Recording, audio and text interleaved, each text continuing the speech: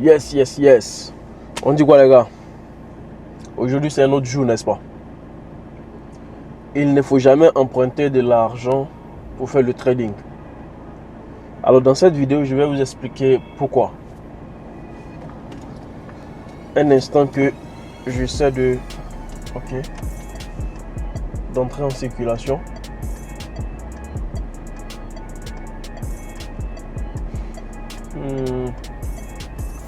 Laissez-moi passer au moins. Ok, on y va.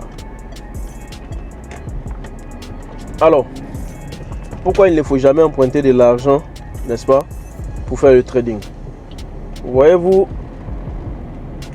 pour ceux qui déjà s'y connaissent en trading, le savent très bien que le trading c'est un business. Sinon pour le trader, parce que faire le trading et puis être dans le trading, sont deux choses différentes, n'est-ce pas? Donc, lorsque, par exemple, vous tradez, c'est différent d'investir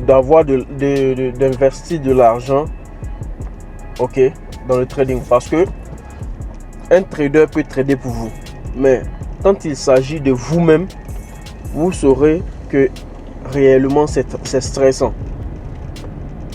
Alors, partant de ce principe, partant du fait que c'est très stressant, emprunter de l'argent devient 4 fois plus stressant. Voyez-vous, parce que le trading en réalité, c'est un business que, si je peux dire,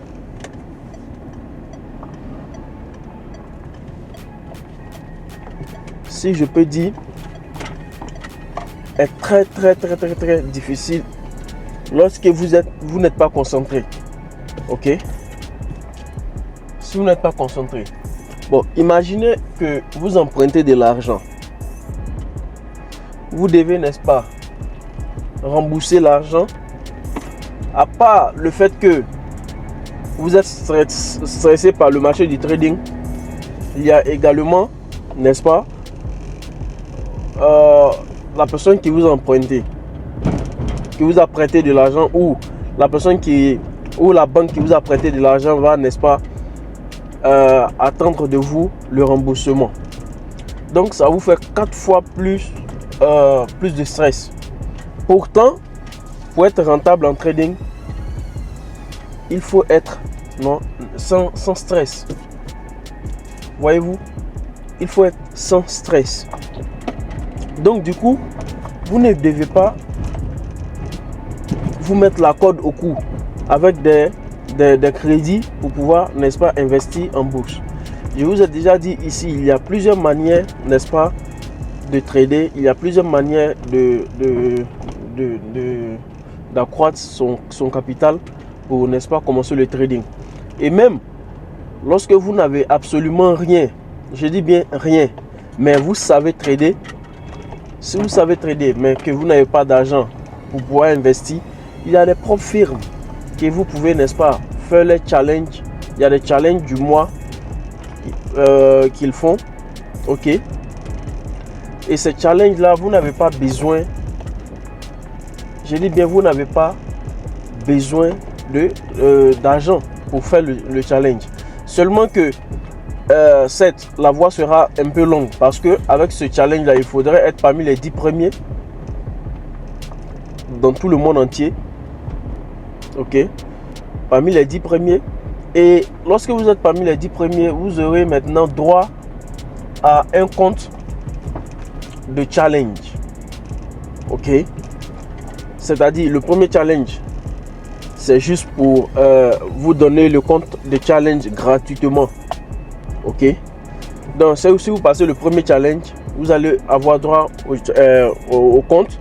Après cela, vous allez maintenant trader le compte. Et si vous tradez le compte, si vous avez, n'est-ce pas, des bénéfices, vous allez maintenant partager les bénéfices avec, n'est-ce pas, le propre firme. Donc voyez-vous, au niveau du trading actuellement, tout est facilité tout est facilité.